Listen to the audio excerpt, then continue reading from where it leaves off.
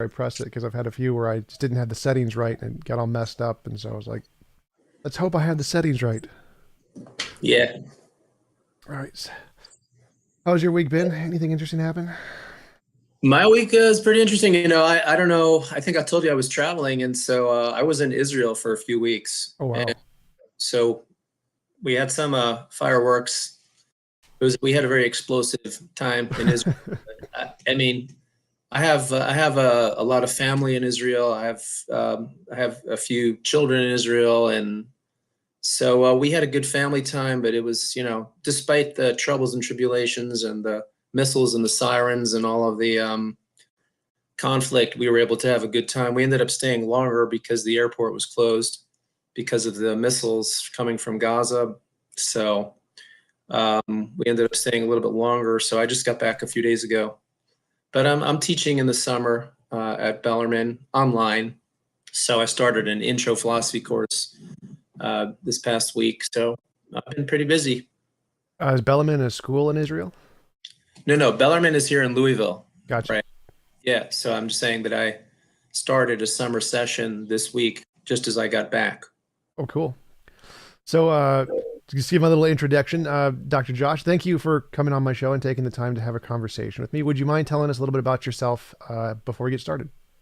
Sure. So I'll tell you, my background is I grew up in a Jewish home. I grew up as what you might call a modern Orthodox Jewish home. Um, I can explain that if there's any question about that, but pretty traditional religious Jewish home. Plus, my father also happened to be a professor of philosophy.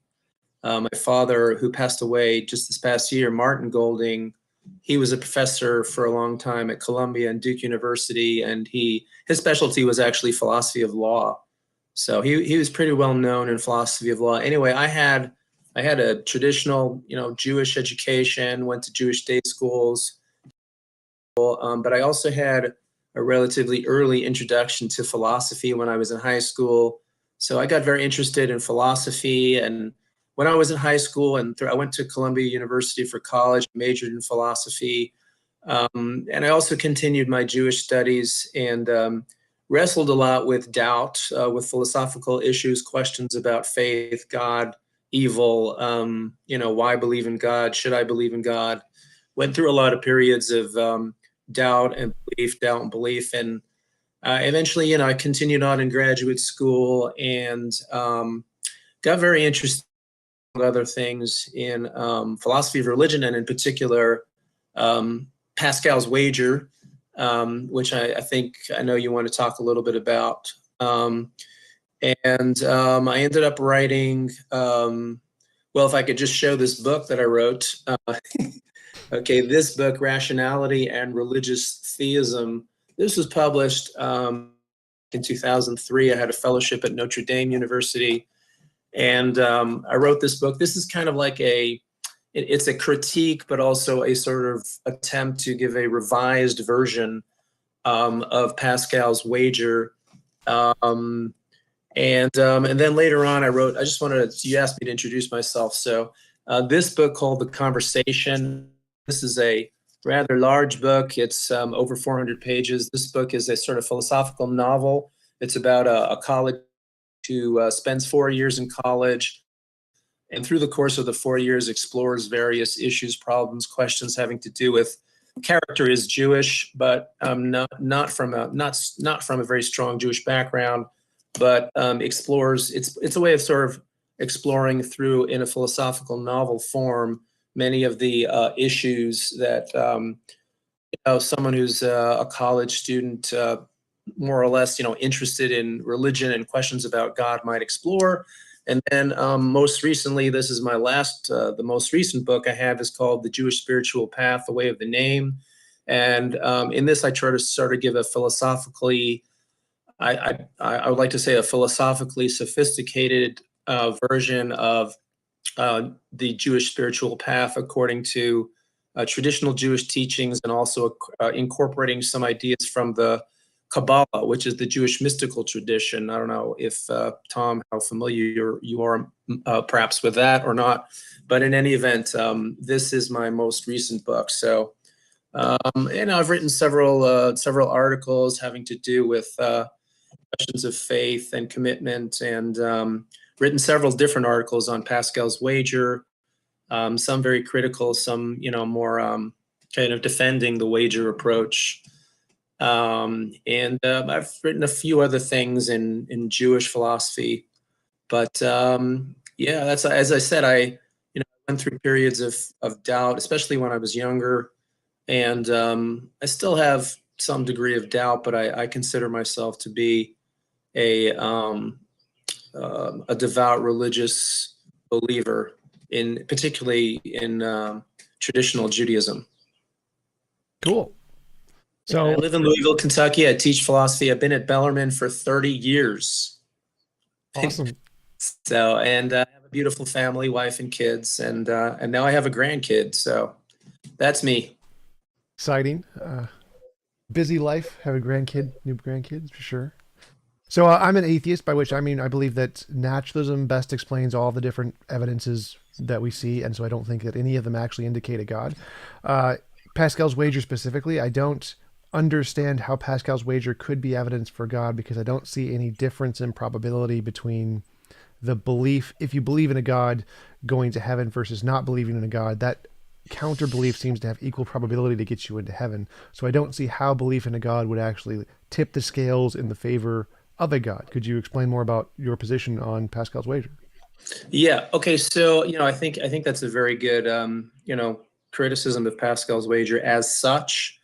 In my book, I try to argue, among other things. I mean, I think there are several problems with Pascal's wager, and one of the problems that you're pointing to is trying to substantiate or evidentiate in some way the link between a certain belief and a certain end or goal, right? And so, in Pascal's wager, in its original form, there doesn't seem to be like any reason given for why a belief in God would connect necessarily with an infinite payoff, right? So one of the ways I've tried to articulate, you could look at this as a defense of Pascal's wager or as a revision of Pascal's wager, and that is that the ultimate good that the religious person is seeking is God Himself, or itself, or herself, if you prefer. Okay, in other words, God is conceived as the best supreme, right? That's the idea of God, is the idea of if you wish, the best possible being, the greatest being of all possible beings, right? That than which none greater can be conceived, as Anselm described it. So, okay, so then the question is, well, let's suppose we're in a position where we don't know whether this being exists or doesn't exist, okay?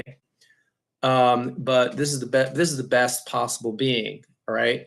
And the idea is that now not everyone is going to find this plausible, but I do think that it is rationally defensible for someone to think plausibly that having some relationship with this best possible being would be the best possible state for me to be in. In other words, I mean, maybe a simpler way of thinking about it is if there is a supreme being, right? The supreme being would be the most powerful and the best being that is possible, right?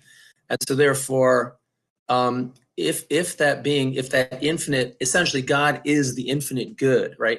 People think of heaven as sort of something that, well, maybe God's going to give you a reward, if you're going to be a good guy, or you're going to be a Christian, or whatever it is, you're going to be some person who does certain things, you're going to then somehow get this reward from God. But traditional, religious people, Christians, Muslims, Jews, the ultimate good is God Himself. Okay, so that's number one. I mean, that's only part of the answer to your question, I believe. Okay, in other words, don't think about heaven as some kind of reward that God gives you, but rather think about God as the ultimate good. God is the good that we're trying to get as religious seekers.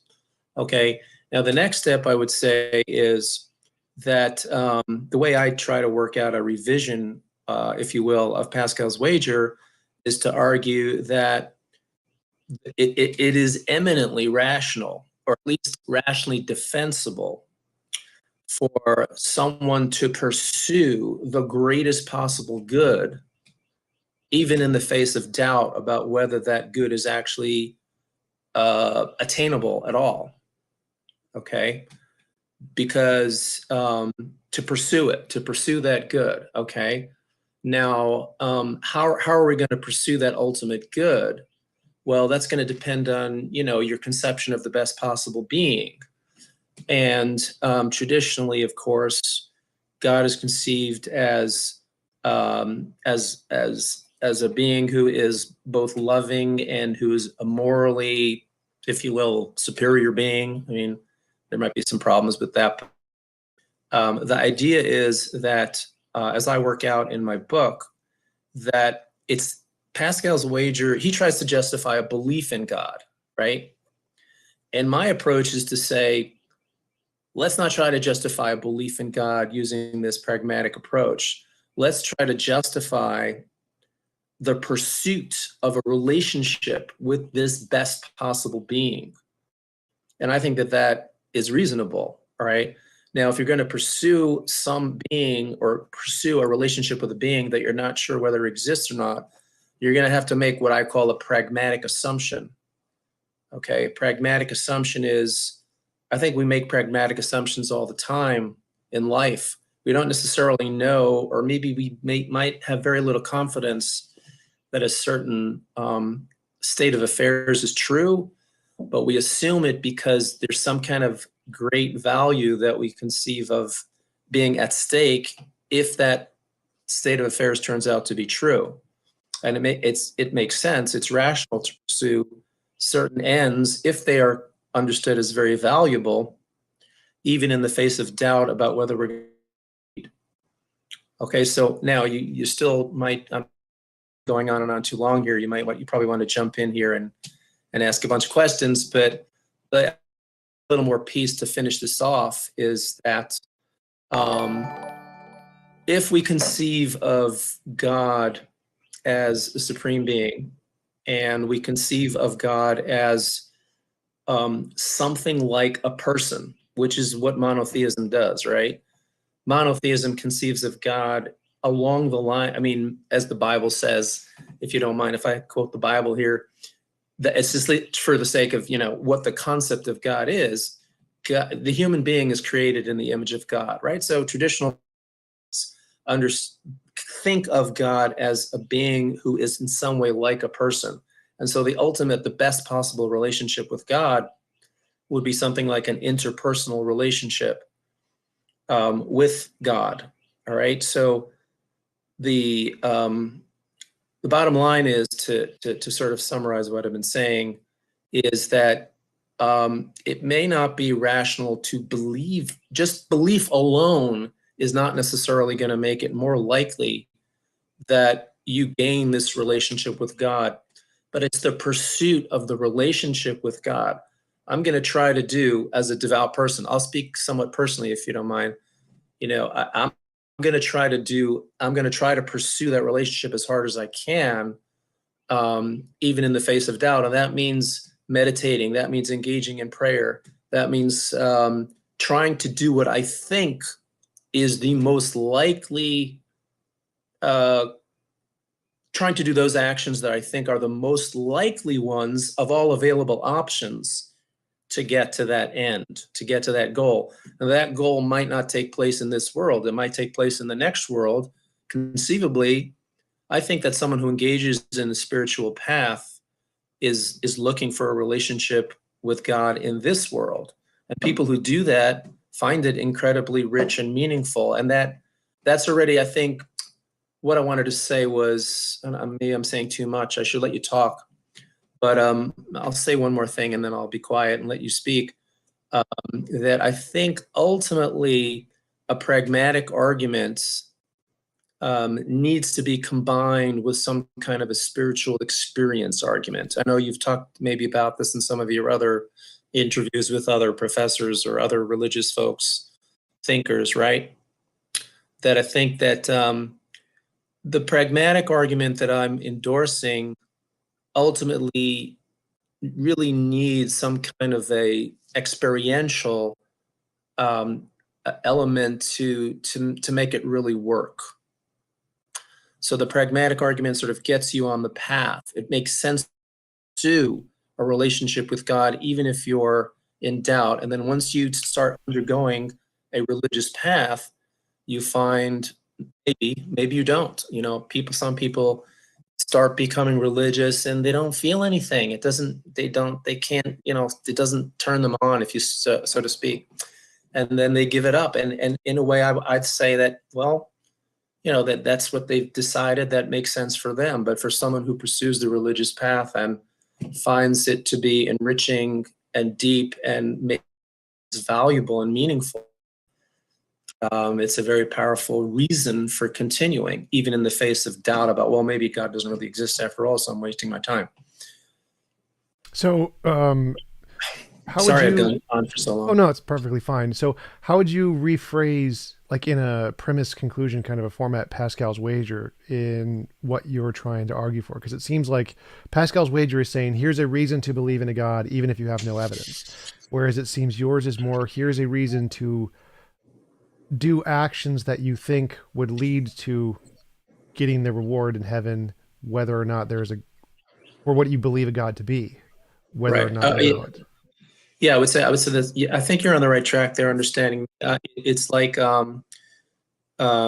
it's a rationale for pursuing certain kinds of actions that will hopefully get me. Again, you use the term reward, and I understand that, but I want to have this relationship with God. That doesn't mean I don't want other things in life and that I don't care about relationships with human beings and so on and so forth.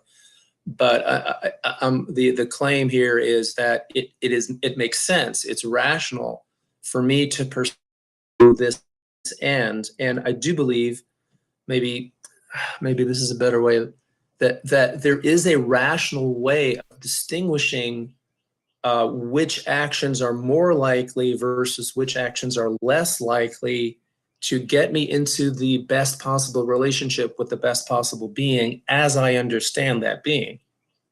So That part I think is interesting. So what is the way that we can use to distinguish between which actions are more or less likely to get us that relationship? okay, so yeah, I mean, I talk about that in my book. I try to articulate that. Again, if we conceive of you know, if we conceive of the best possible being as in some sense a person, okay.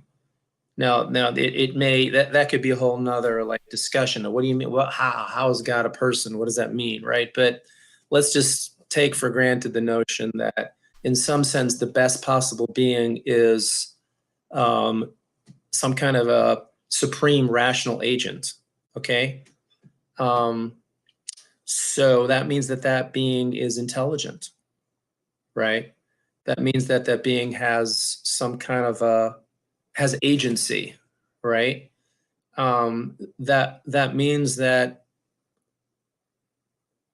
maybe if God is a person of some sort, I would think that I have a better shot of attaining the best relationship with God if I pray than if I don't pray. That's an example. Okay, if I seek God, how do you seek God, right? I mean, different religious traditions have different paths, but there's actually a lot of similarity among the monotheistic ones.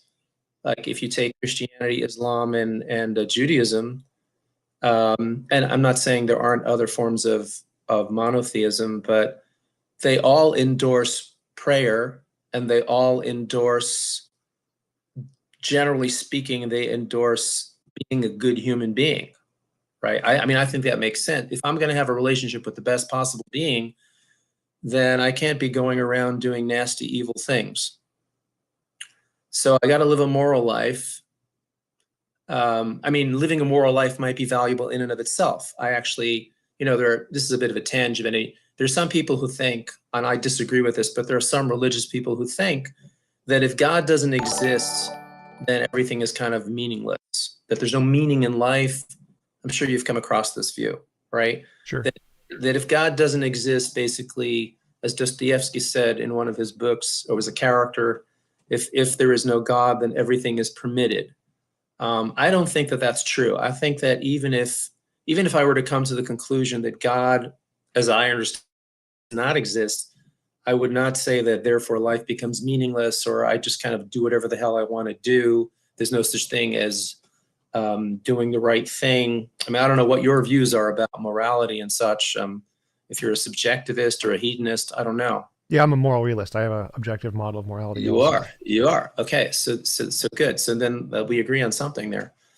Um, I think moral objectivism does not depend on the existence of God.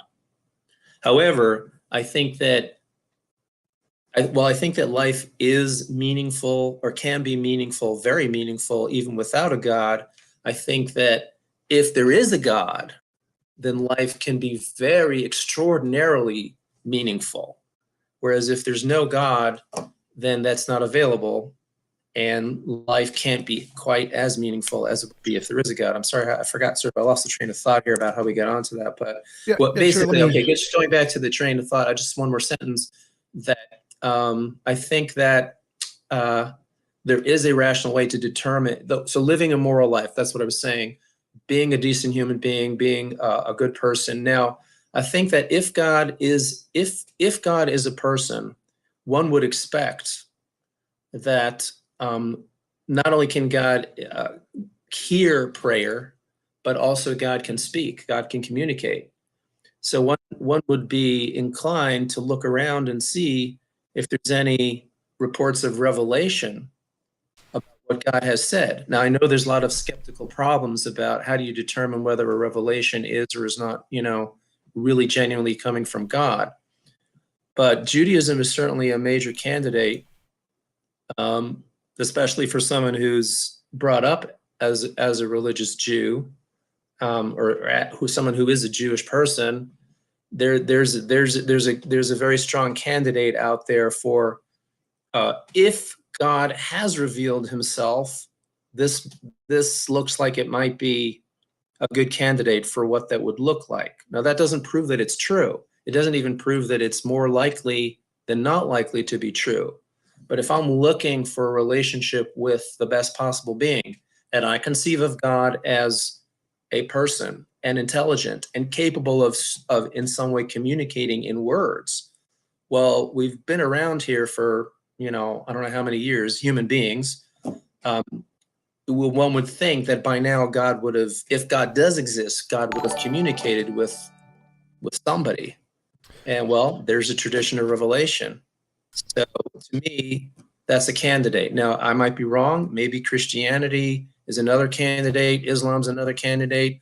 Maybe none of them are right.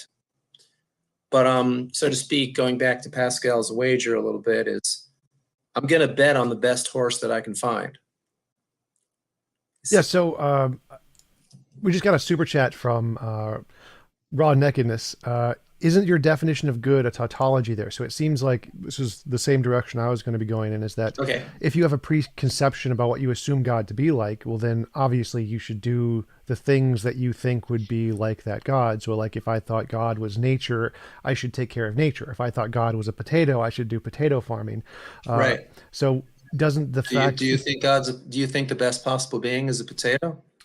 I think that it's equally as likely as our definition that Christians use, that God is a maximally great being. I think that that definition is arbitrary. I think that when I think of what a maximally great being would be in my worldview, it would be like a quantum field or something. I think that the fundamental nature of reality is a quantum field, and that is what is... That's the best possible being that you can conceive of, or that's the best possible being that you think actually exists? I think that's the most fundamental thing that exists. I think best and greatness are arbitrary concepts made up by humans. I don't think there's like an actual So measure. you do sound like you're a subjectivist or a relativist. I thought you were an objectivist. For greatness, yes. For greatness, I think it's like chairness or Bachness or something, just some made up human concept. I obviously think there's a moral goodness to the world, but I think that would be a law of nature like gravity or any other law of nature. I don't think there is some actual greatness property that exists in things. Like I don't think we can measure the greatness between my chair and my guitar. Well, I mean, I'm tempted to respond to that in two very different ways, and there wouldn't be enough time to articulate both of them completely. But let me just trot out a couple of different possibilities. I mean, one way of discuss this a little bit in my book, that there are those who think that there's no rational way to establish, no non-arbitrary rational way to establish that a certain way of thinking about the best being is the right one. Isn't that in effect kind of what you're saying? That there's no that it's arbitrary if we were to sit here and try to argue about which is the best possible being, and you said the best possible being is a potato, and I said the best possible being is a creature that has will and intent and intelligence. There's no way of rationally determining who's right. Is that what? Yeah. Yes, partially, but Okay. So I'm going a little bit deeper than that. I'm saying that okay. not just that we can't determine who's right, but that we can't determine that greatness itself is a property that exists. So, like if I said, like, what is the comfiest chair? Like that isn't a property in the universe that exists independent of human minds. It's just something humans made up. So Mm-hmm. first you'd have to establish that this greatness property is a real thing in reality, like spin or mass or charge or momentum. And then you would have to say, even if we could prove that it was real, then you would also need a way to demonstrate that one is more likely, more one definition is more likely to be true than another. But I mean, I guess, like I said, I was trying to say there's two ways I would try to respond to that. Is to try to articulate a defense of what I would call an objectivist perspective on what would make one being better than another being. Okay. Um, so, for example, I would say that if I'm comparing two beings and I'm trying to think about which one is a better being than the other being, um, then I would argue that an infinite, eternal, everlasting, necessary being is a better being than one that is contingent and mortal and finite. It's got a better quality of being than a being that stops being after a while. Well, what do you mean by quality of being there? Because from my perspective, I think that being's better. In my opinion, that would be better to be that Okay. being.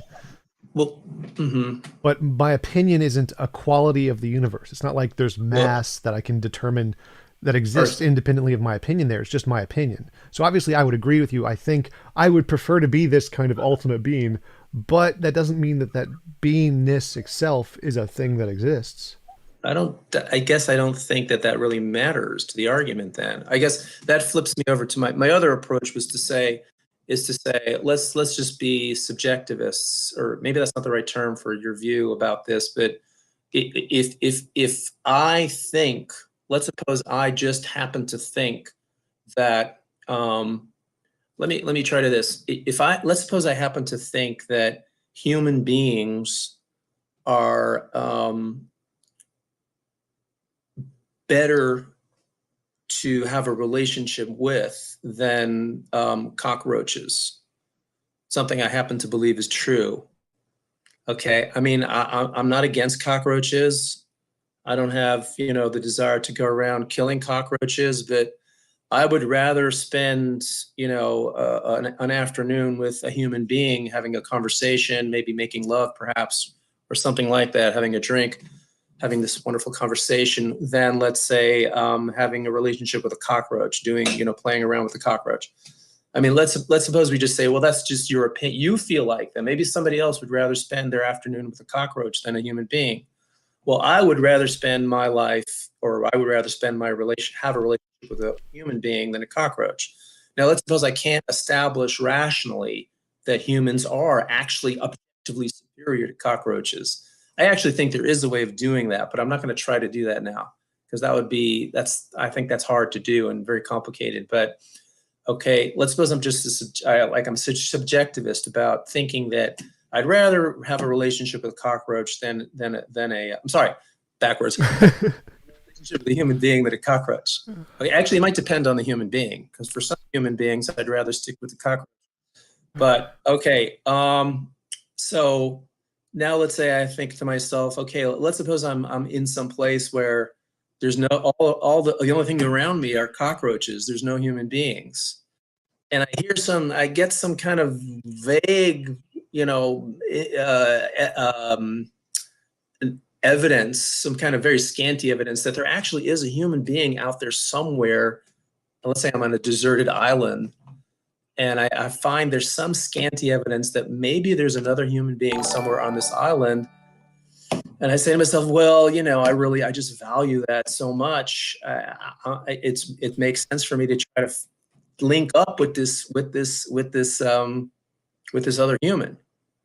So you see where I'm going with this, right? In other words, I agree that, you want to say that greatness is not an objective property, or you want to say it's subjective. It doesn't matter to the argument, because for me, now again, there's a value, any pragmatic argument, there's some kind of a belief or a conception being valuable.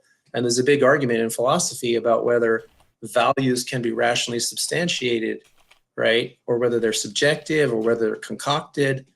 But what difference does it make to the argument that it's still, if I conceive of this value if I conceive of a certain being as having what I would think is a great value, and having a relationship with that being as having a very supreme value for me, then it makes sense for me to pursue it, even in the face of doubt about whether it exists. Oh, absolutely. I'm totally fine with the logic there, but the logic there seems to be kind of self-referential, a little bit circular. Like if all there were around me were humans, and I thought that a superior relationship would be with cockroaches, which is actually a thing. So people with autism, Asperger's syndrome, which I have special interests, and they value certain particular activities more than relationships with humans. So for that person, they can say, well, I think that a relationship with cockroaches would be better than with humans. And I don't know of any cockroaches, but I believe they're out there. For that person, it would be rational to take the actions to be like a cockroach. In the same way, for you, it would be rational to take the actions to believe in a God. So it seems like the argument is simply saying it's rational for you to do what you believe makes you happy, will make you, or lead to the reward of some kind, the positive outcome. I guess maybe in a way that's true. Yeah, I'm okay with that. I would try to, I guess, articulate more why it is that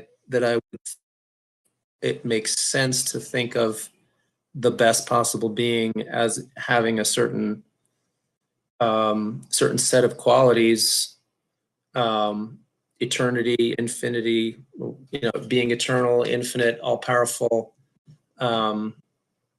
and maybe some people are not going to find that convincing, are not going to find that attractive in some way. And so they're going to say, well, even if there is this being, I'm still not going to bother pursuing a relationship with it, because I don't find that to be something that floats my boat. Yeah.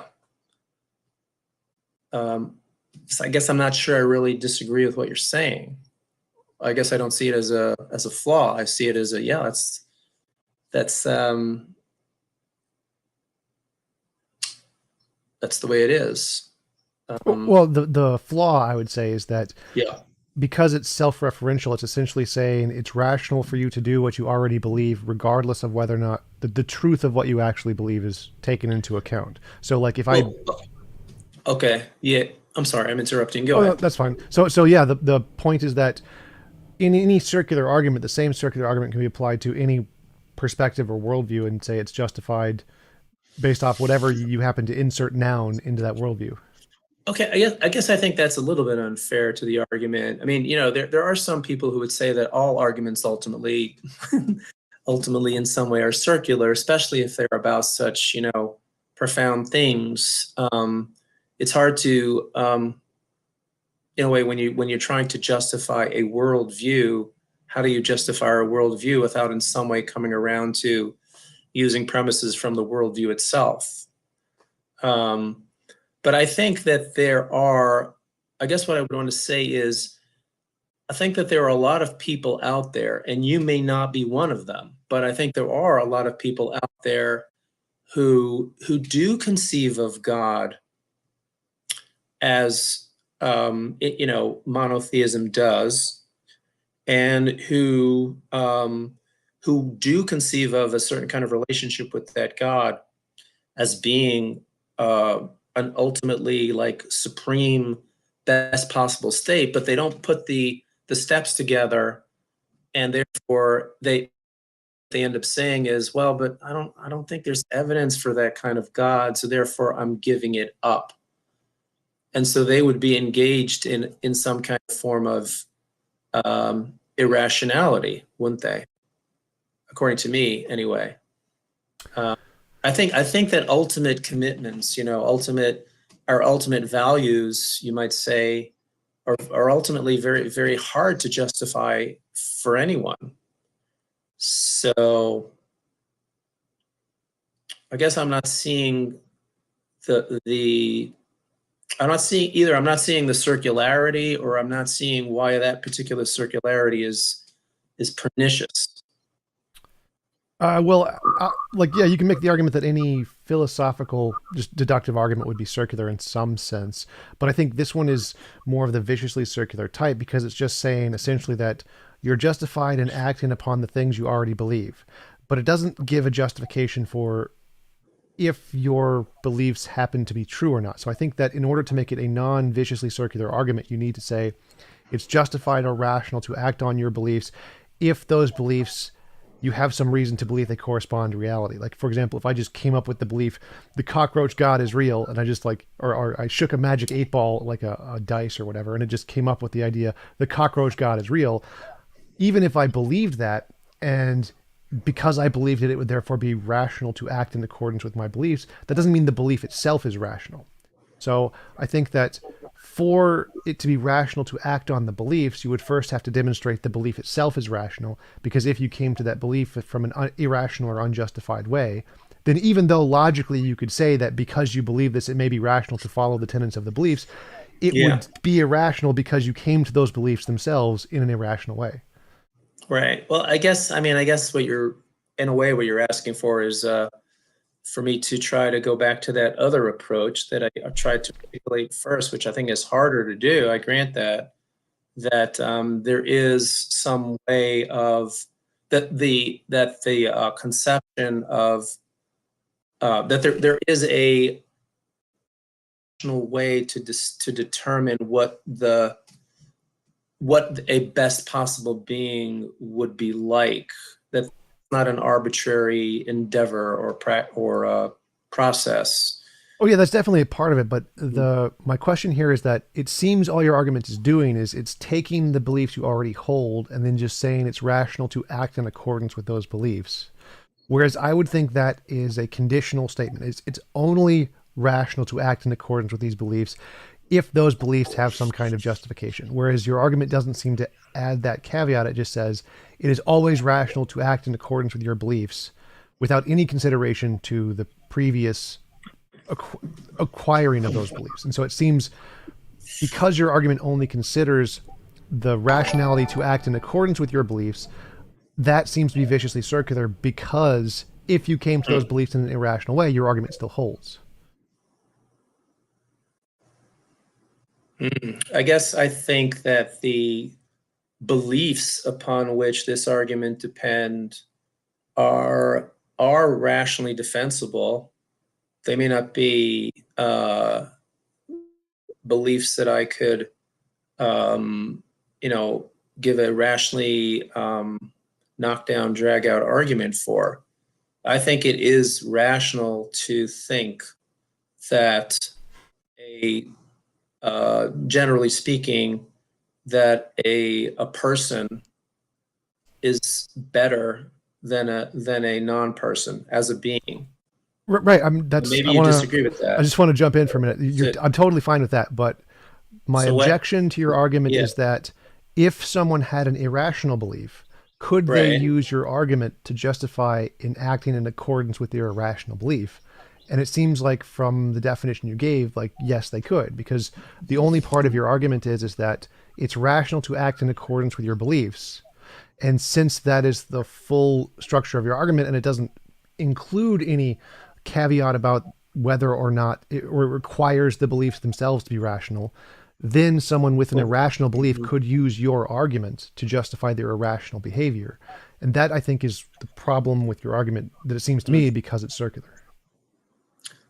Okay, I guess what I didn't think that my argument was saying that it's rational to engage in whatever your belief system endorses or something like that. The structure of the argument is that if you have a certain conception of God and a certain conception of what a good relationship with God would look like, that, I mean, I talk about this in the book. So I mean, maybe this would address part of the problem. I try to articulate the notion that a certain conception of God is rationally plausible. That doesn't mean everyone's going to agree with it. Okay. A certain conception of a good relationship with God makes sense. It's rationally plausible. It doesn't mean everyone's going to agree with it. And given those conceptions about what would be a supremely valuable supreme being and what would be the best possible relationship with that being, okay, then you also need to substantiate in some way that certain ways of acting, certain sets of actions are going to be more plausibly connected with the attainment of that relationship with God, right? So someone might have false beliefs, or even from their own point of view, they might have mistaken beliefs about what they think is the route or the path to a relationship with God. I mean, someone might conceivably think that running around the block 17 times every day is going to maximize their relationship with the best possible being. Someone might think that, and then the question would be, why do you think that? Or, you know, so I think that they're critiquing what is your religious path. I think that is the path toward the best possible being. How do you think about the best possible being? I think that those are conversations that people can have that are not arbitrary. So there would be a caveat in your argument that it says it's rational to act in accordance with your beliefs about God if your beliefs about God there's something about them that some criteria it has to meet. And if it meets this criteria, then it's rational to act in accordance with your beliefs. Right. For example, I mean, I think that, there are some ways of thinking about God that might be incoherent, like literally incoherent, like inconsistent. And God is a square circle. You're right. Right. So if God is a square circle, we don't want to bother with pursuing a relationship with God, because that's not going to happen. Well, but is your only criterion that it doesn't entail a logical contradiction? Because no, I mean, I think that, like I said before, that I think that there are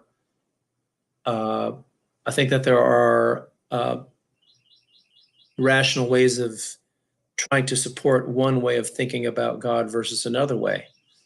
I think that an infinite, eternal being who is independent and necessary, I think it's rational to say that being would be a better being than a contingent and mortal one. Better being has a better level. We've talked about this before, and I went in the other direction of trying to accept your sort of subjectivist approach. Oh, I think it's subjectivist. Maybe maybe you're saying no, that's not going to work.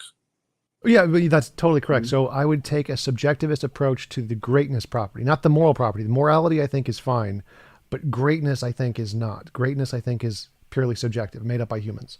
So I'd say that any definition of greatness would be like the definition of the comfiest chair. Like, I think it needs to have a leg rest. I think it needs to have 4 legs. I think it needs to be made of leather or suede. It's just a subjectivist approach. So it seems like any particular person's definition of greatness is essentially just made up by them. I think this is the greatest possible being. Yeah, I mean, if you want to pursue that a little bit, I mean, my argument there would be that we have to think about what would make one being a better being than another being, not what would make one entity, more comfy than another. Well, doesn't that beg the question? Because we're asking, what is it that makes something better? What is the betterness quality itself? Asking, We well, have to what is think the about, better? well, we have to think about being itself, right? Sure, but I'm asking, like, what is betterness? Is betterness a real thing, or is betterness a human made up concept? And asking, well, which being is better? Well, you're already including better in your argument. Like, we want to know, why should we think betterness is a real thing first? Um, I don't know if it matters if it's a real thing or not a real thing. The issue is if you take two beings, if you compare two beings, one of which is contingent and mortal, and the other of which is eternal and necessary, which entity has a greater quality of being? The one that has being but then stops being basically has a defect in its being because it stops. Well, to me, it seems like you've said there is this better quality of being property, which I'm just call this the greatness property. Yeah, And this greatness property exists. This one being has less of it than this other being. This is a real thing that exists in reality. It's not just it's like mass or energy or momentum. One has more than the other. It's a real thing as opposed to comfiness. Comfiness is not a real thing. The chair, it's not like the chair doesn't have the comfiness property anywhere in it. It's something we've made up. So well, I mean, okay, I'm sorry. I mean, it one chair is more comfy to you than another. That's right. real. Sure. That's real. But if we want to say that there is some property in reality that the greater Uh-huh. being exists in some sense because it's greater, then the greater property has to be instantiated not by my opinion, because obviously if I just imagine Yeah. something that's greater, it's not going to exist because of my imagination, but it has to exist because there's this quality of greatness in the universe that makes it exist. And if it's just a human made up concept, then there wouldn't be a reason to infer that because we define something as greater, that it therefore exists. Hmm. Yeah. Well, again, I'm not sure that that matters to the argument. I think that what I'm trying to say is that there is a rational of distinguishing between one the between what makes one being a better being insofar as it is a being. I mean, we can talk about things being heavier than others, or I guess, or things being longer than others, or things being bigger than others. Presumably, you would agree that is that a real quality for you? That Sure, one thing bigger is like bigger, size, mass, space, those are bigger all real size mass, properties. Sure. right? Okay, so if one being is eternal or necessary, independent, and I would add, by the way, free, because I think freedom is also something that makes a being a better being than a being that is not free. So for me, whether you say that being greater is really in the world or is really in your mind, the fact is that a being that's eternal, necessary, and free is it's rational to regard that as a better being than a being that's mortal and contingent. Better in its being. I don't know. Maybe I'm just repeating myself. We're not getting anywhere with this, but I think that is objectively rational to make those distinctions. Uh, so, Well, I mean, because the way I hear it but is now that like, doesn't mean that this great being exists, right? That's another right, question. right. Right? Yeah. So I'm not arguing about the existence of the being itself. I'm asking Okay. about the existence of the property itself that you were ascribing to Mhm. the being. So, like, if I said it's more rational to believe Captain Kirk is more Klingon than Harry Potter. Now, if I said that's rational to believe, like that seems weird to me because there's no property of Klingon. That's literally not a thing. We've completely made that up. It's made up by a human being. So to think Mhm. that this made up property of Klingonness is a real thing somewhere in the universe doesn't seem to be coherent. It seems irrational for me to apply this property, which doesn't have any basis other than imagination, to things in reality.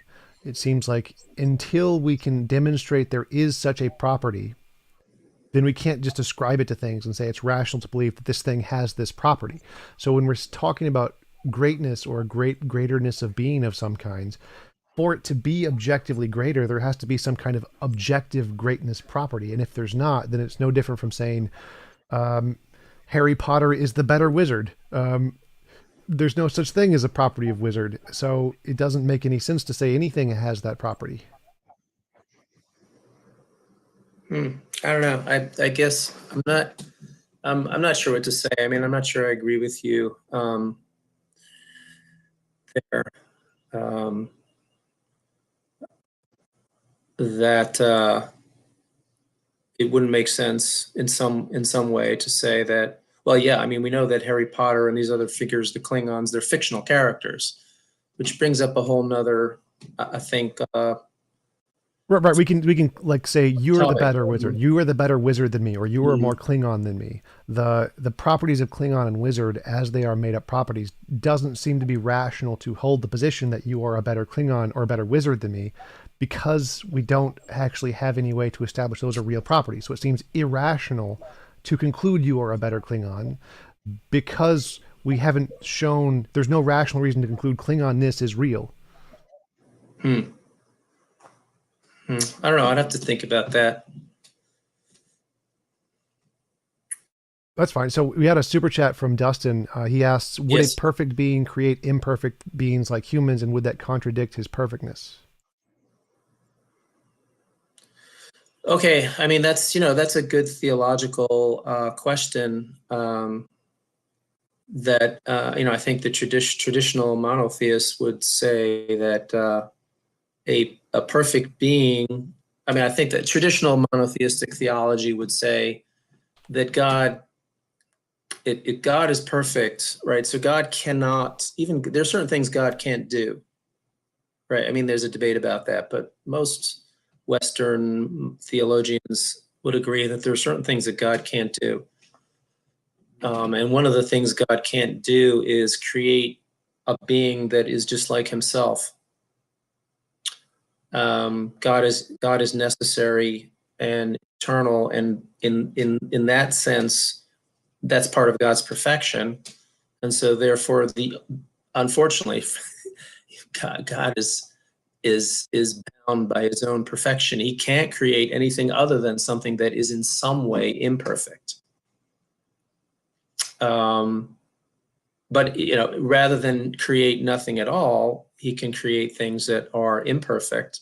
And I think traditional, Judaism, Christianity, Islam to some degree, I think the picture is that, well, this perfect being creates a world which is imperfect, and the goal is that, among other things, human beings are here to elevate the world and bring the world to the best possible state that it can be.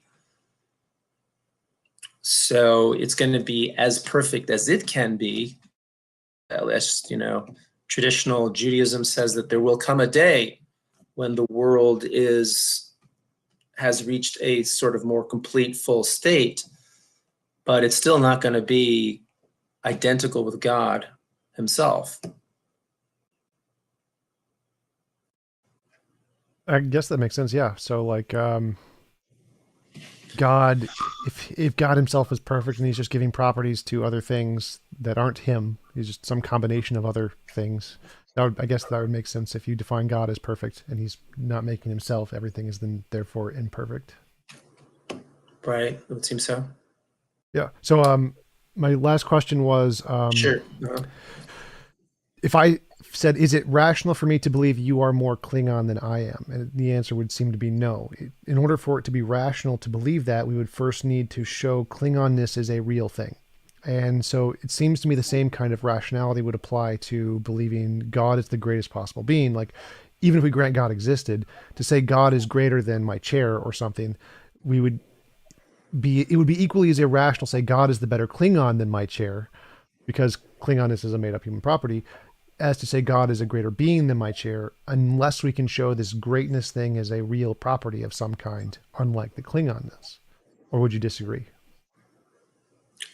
Yeah, I guess I am disagreeing about. I'm not sure about the Klingon example, but I'm more confident about what I want to say about the the notion that some beings are better beings than others. I think that human beings are better beings than, I don't want to pick on cockroaches again, chairs, trees. I think trees are wonderful, but I think humans are better. I think they're um, intrinsically better as beings because their level of being, so to speak, is. I mean, there's a whole tradition of perfect being theology in Western theology and philosophy, and I guess you don't agree with it, or many people don't agree with it, and I guess I do. I think it does make sense to say that an eternal being has a better quality of being than a mortal being. I'm just repeating myself, and from what I said before, the way to measure the degree of being that a being has is to think about whether that being is it limited in its being? Well, is it defective in its being? Well, one way you can be seriously defective in your being is if you're mortal. You don't agree with that? You don't think that that's a flaw in your being, that you are mortal? Your being, your existence is going to stop, at least as a blood creature, right? Sure, I definitely would prefer to not stop existing, but I don't think that my Uh-huh. mortalness is adding to some kind of or detracting for some kind of existing property within me of Mm. making me lesser. That seems strange to me. That seems like I have wrinkles on my forehead adds to the property of being Klingon. Mm. I don't understand how that works in a sense. So it's Do you think, I mean, just, health analogy, I mean, do you think that if you have an eye that occasionally doesn't see very well, is that a flaw in your vision?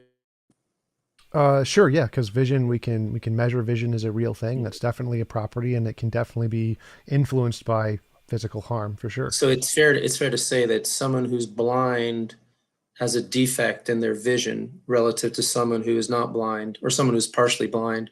It's a Sure. Well, I'm not sure if that would count as a defect because then I can think of animals like octopuses or whatever who can see Yeah. extra visions of light. I don't think that we have a Mhm. defect in our vision because we don't have that. I definitely we have Okay. less vision, but I don't think it's a Mhm. defect. Hmm. Well, I mean, to me, it seems. Oh, he froze.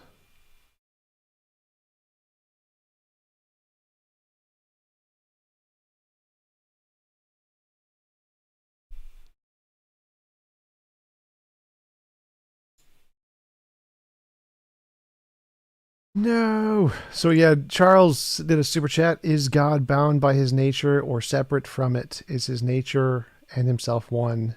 And isn't that a violation of identity? See if we get him back. I'll try to ask those questions. Give him notes so I can copy this down. Don't lose it.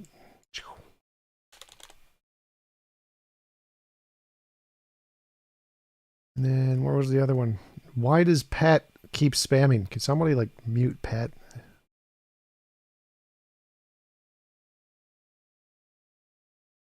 Where was that other super chat? There it is. Hasloy.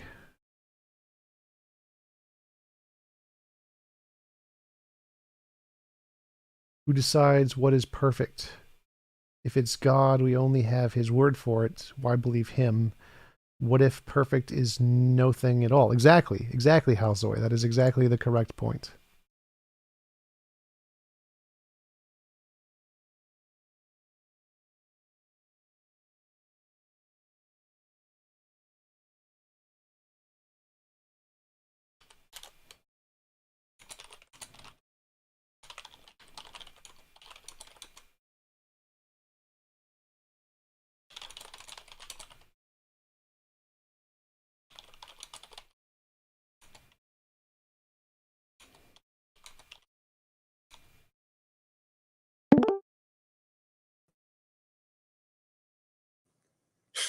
Hey, yeah, I lost don't know what. connection there. Yeah, I don't know what happened there.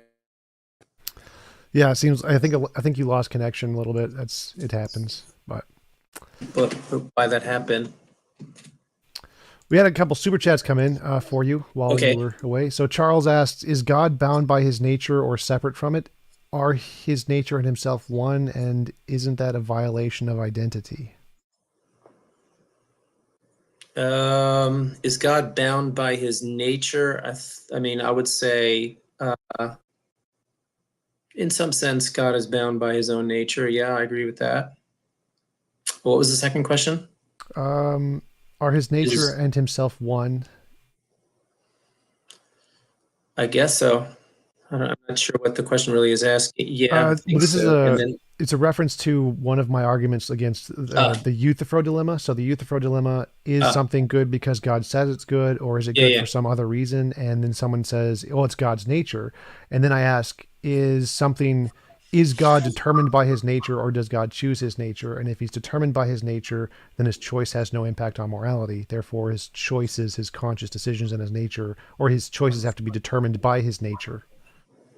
Yeah, okay, I mean, those raise some good issues, some difficult issues, I think, for theologians or for theists. I mean, I think that God is both necessary and free.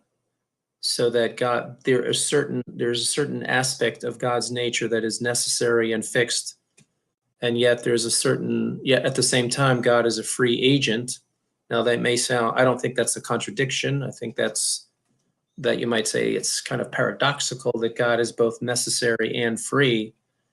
I believe that the traditional notion of in monotheism is that God is both necessary and free, and he chooses to act, and he has in my view, I would say, God has the freedom to not act at all, but God chooses to act in accord with his nature. He's not determined to act by his own nature, but he chooses to act in accord with his own nature. So, for example, God does good things. God is benevolent. He doesn't have to be benevolent, but benevolence is an expression of his nature, a free expression of his nature. So does that mean God could be evil? He could potentially choose to be evil? I think so. I know that there are theologians who don't like to say that, but I would rather go on the side of preserving God's freedom. I think God can freely choose to destroy the world, or he can choose not to create the world. But he consistently chooses in accord with his own nature, as an expression of his own nature, he chooses what is best. Um, so he could do evil, but he just chooses not to. Okay, I think that makes sense. Like then that would be his. Could he choose to change his nature? I don't not I don't think so.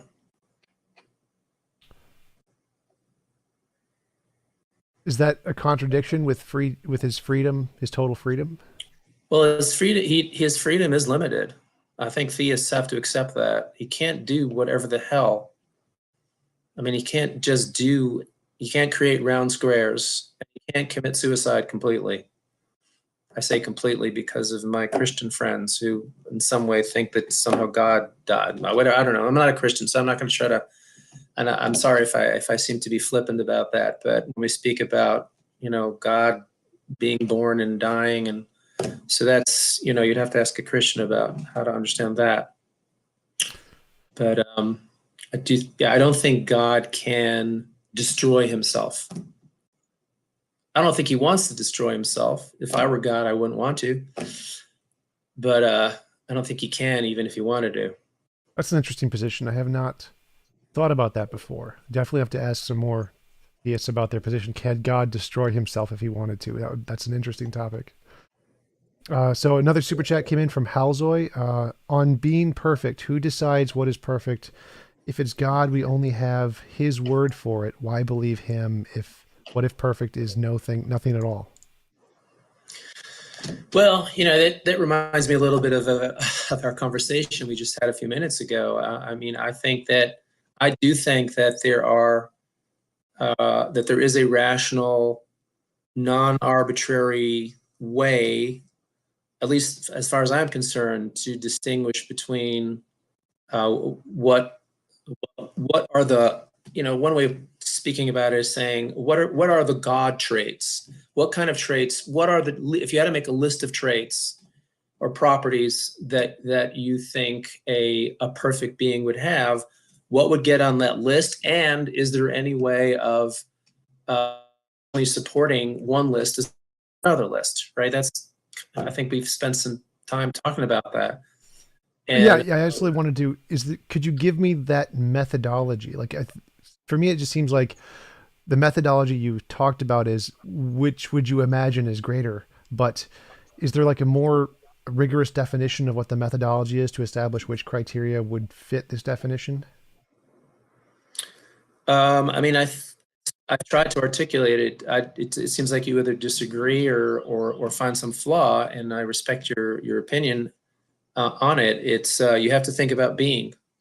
We're talking about, if we were to compare two things, two objects in terms of um, which one is the better ashtray or which one is the better comfy chair.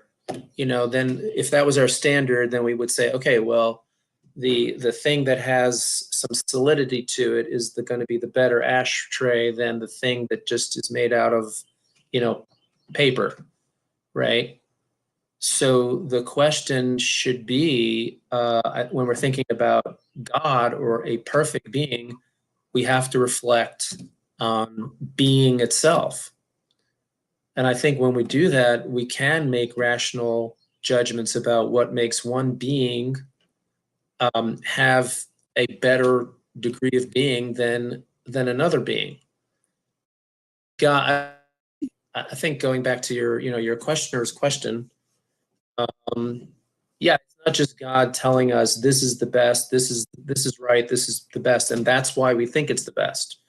There is some rational, objective way of determining, maybe not completely.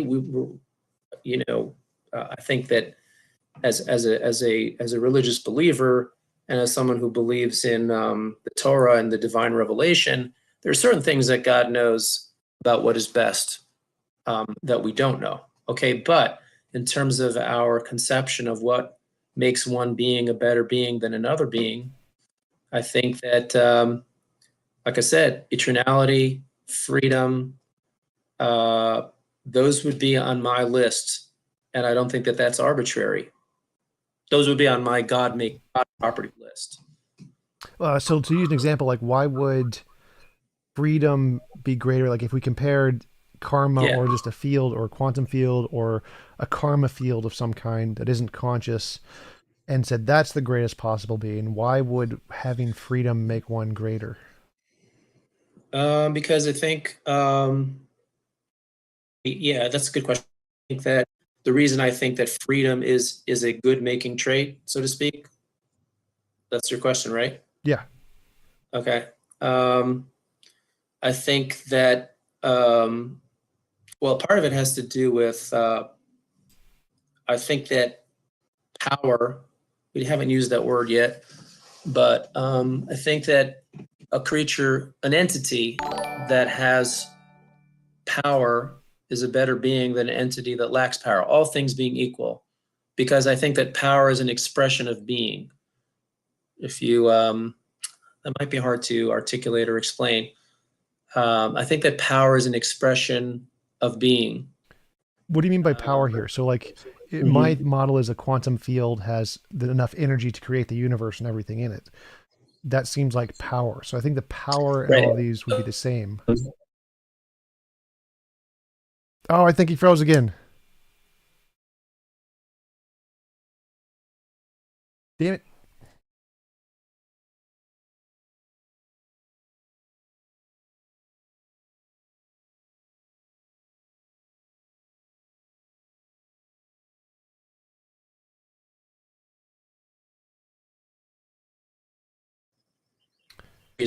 Oh, you're back. You're You're back. back, or, Yep. or I'm back. Yep. So yeah, we froze right after I asked why if the Uh, power in all three is the same, it seems like, or what do you mean by power? Well, I was going to say that I think that genuine power is only power of a free being. Genuine power is the ability to choose to do something that's not predetermined by some prior state of yourself. In other words, like you could say, I could say the sun has a lot of power, right? The sun has this great, ball of fire and energy, and it emits these rays that, I don't know, makes the plants grow and gives us, energy to live on this earth. So you could say the sun is a very powerful being, but the truth is the sun isn't choosing to do what it does, right? I don't think. I don't think the sun has free choice. So in a way, I think a little puny, 10-year-old who has some measure of free choice is more powerful than the sun, because they're choosing to do what they do. So they're more powerful. And power is an expression of one's being. The more limited your power is, the more defective of a being you are. Yeah, that seems strange to me. Like, I don't think we have free will. I think we're all determined Oh, okay. anyway. But Okay. even if we did have free will, I don't see how that adds to the greatness any more than like my ability to, I don't know, feel hunger. Like I can feel hunger, the sun can't feel hunger. Does that make me greater? I don't think so. I think that's Mm-hmm. just a property of biology. So I think that Right. I would say that the physics themselves, like the law of gravity, is greater than I am, even though the law of gravity can't feel anything or think anything or choose anything. I don't understand how the choiceness adds to the greaterness of the being. It just seems to be like an emergent property of things that have brains, even if it Yeah. exists. Mm-hmm. Yeah. Yeah. Maybe I confess that I need to think about how to articulate that better. I mean, I agree with you that the notion of, I think that power is an expression of one's being in a way that's different from, let's say, just the other properties like the ability to feel hunger, or the fact that you maybe, have hair, or you're green or you're blue or you're white, whatever, the fact that you have feet is not what I would call a great making property of your being. But I do think that free choice is special. But I confess I'm not articulating. I don't have a good way of articulating that. Yeah, yeah, it's definitely exactly analogous to my question. It's like because it seems to me like that if free will was a thing, it would be a emergent property of the brain, just like feet are, or organs, or color. So yeah, I think that Mhm. understanding why we should determine that some properties would be more great making than others, that Mhm. criteria I think is the thing that I'm really looking for, and that I haven't found yet from all the theists I've talked to. It seems kind of arbitrary. Like if I said feet were better or something, why is that different from saying choice is better?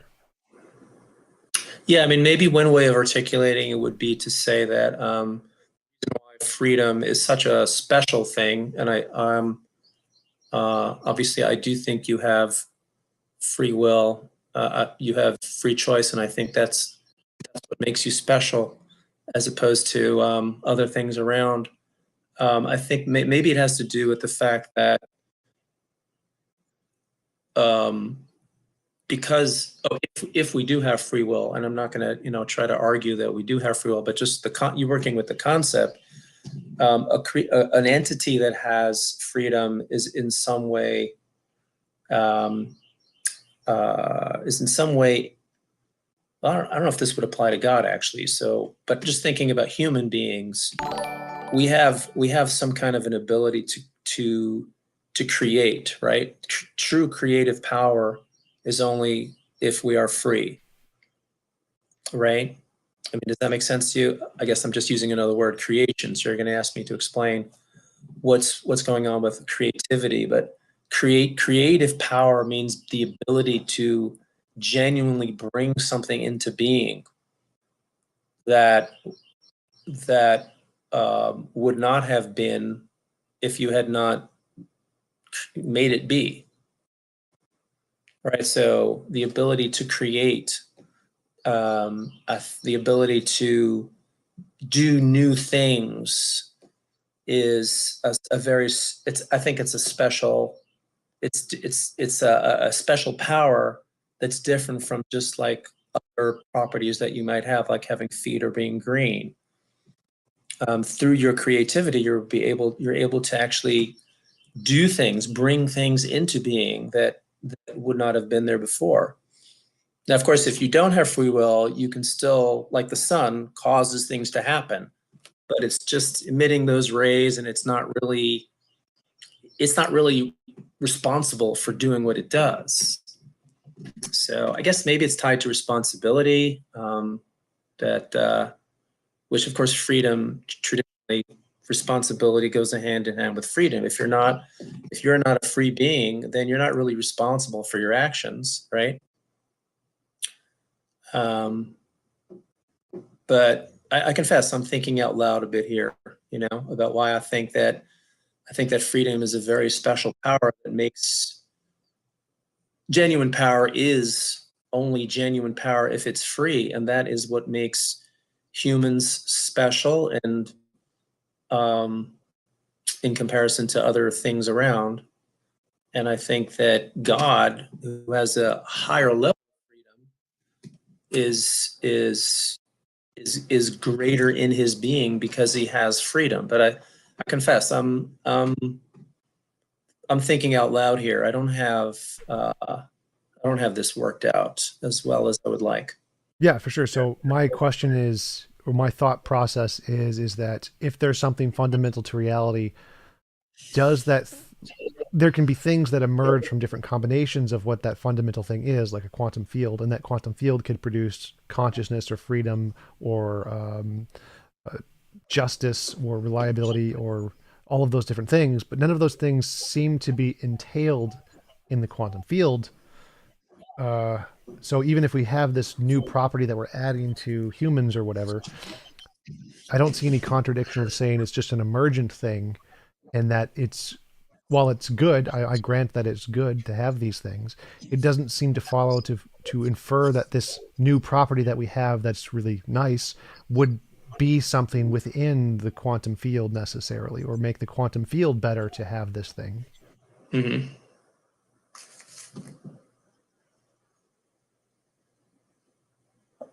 Um, okay, I'm not sure I disagree with any of that. Yeah. So just my thought process is that if we could just take all of our emergent properties and add them together and say this would make a greatest possible being, one that has the fastest running speed, the fastest flying speed, whatever, just take our emergent properties and add them to things.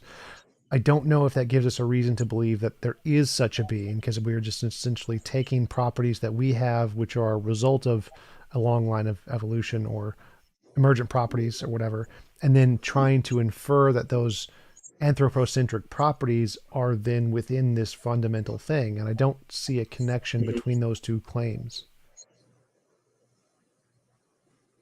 I mean, I wasn't. I'm sorry. Maybe I'm not following. I don't. I wasn't trying to argue that we know that there is such a being.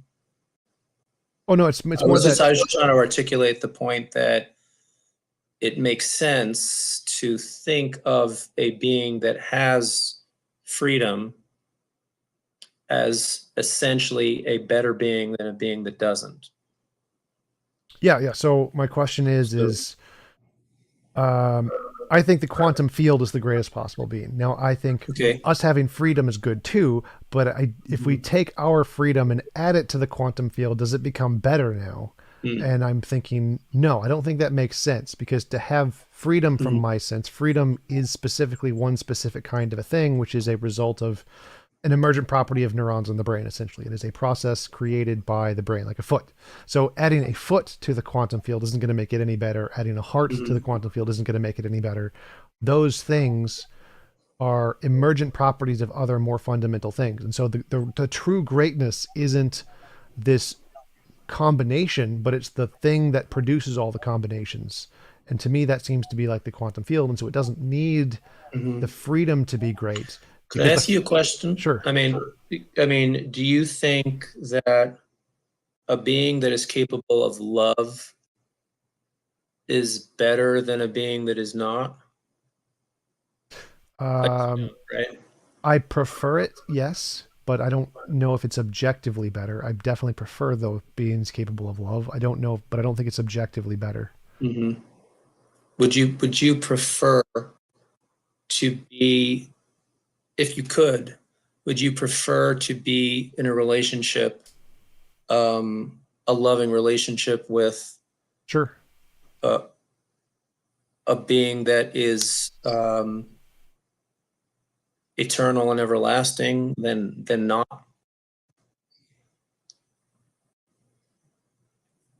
Hmm. Maybe, especially like if I was eternal and everlasting, then absolutely, because I wouldn't want my loved one to die. Mm-hmm. But supposing we both had the same lifespan, um, then I don't know. Like I definitely prefer if we were both everlasting. I don't know if Mm-hmm. I'm not everlasting, would it make a difference to be in a relationship with someone who's everlasting versus a relationship with someone who's not everlasting? Like I don't know if there's any functional difference between being loving who's someone who can live for 10,000 years versus infinity. I don't know if there's a preference there other than the fact I don't want them to die. Mm-hmm. I see. Mm-hmm. Well, I don't know, something to think about. We had One, another super yeah. chat. Oh, yes. So Phaon asks, wouldn't the more complex attributes of being allow an entity to encounter more suffering along with pleasure? Hmm. Say that again, please. Wouldn't the more complex attributes of being allow an entity to encounter more suffering along with pleasure? So like it seems like one of the benefits of or one of the great and making properties is its ability to suffer or its ability to do things like lying maybe. And so if it's a truly great being, it would have the ability to suffer and to lie or something like that. And since God is perfect and he can't lie, then God isn't the greatest being, something like that, or suffer. Yeah, I don't know. I don't know about, I don't know. Those are good questions. I mean, again, like I said before, I think God can, in my opinion, the way I think of God anyway, God can do, has the freedom to lie and do bad things. Does God have the ability to suffer? I think that there is some, definitely, I think in Jewish theology, certainly in Christian theology, there is some kind of a notion of God's ability to suffer. I think that God can have some of his desires frustrated, and that's painful in some sense, even to God. So I think that God is capable of, in some way, experiencing suffering. I mean, not exactly in the same way that we do, but there is some analogous way in which God does experience and can experience suffering. Cool. Well, we've been going for about an hour and a half. Yes. It's been a great conversation. I really enjoyed having you Well, on. I've enjoyed it too. Your questions have been really good, and they've, prompted me to think more about certain aspects of the argument, of the pragmatic approach. Definitely, yours have helped me to think of new things too. Like I've never thought to ask Christians if they think God could destroy himself or not. That's an interesting question that I Mm-hmm. think is going to be uh, fun to ask certain theists that I know.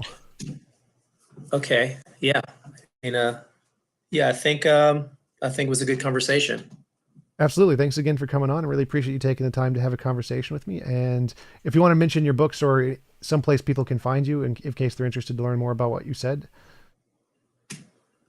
Oh yeah. Well, I mean, I think most relevant to the discussion we had today would be this one, Rationality and Religious Theism, which was published by Ashgate Academic Press back in 2003. So this book is an attempt to uh, work out this it criticizes Pascal's wager, discusses a number of the flaws with the wager, and then tries to articulate this approach of a pragmatic argument in favor of pursuing a religious path, so to speak, and adopting a pragmatic assumption that God exists for the sake of pursuing this religious path. And then the other books were, again, The Conversation. That's a novel, philosophical novel. And for those interested more in Judaism, specifically Jewish Spiritual Path, that might be something that would be interested in Jewish Spiritual Path, the way of the name. So those are the books. Awesome. Thanks again for coming on. I really appreciate you taking the time to have a conversation. Thank you, Tom.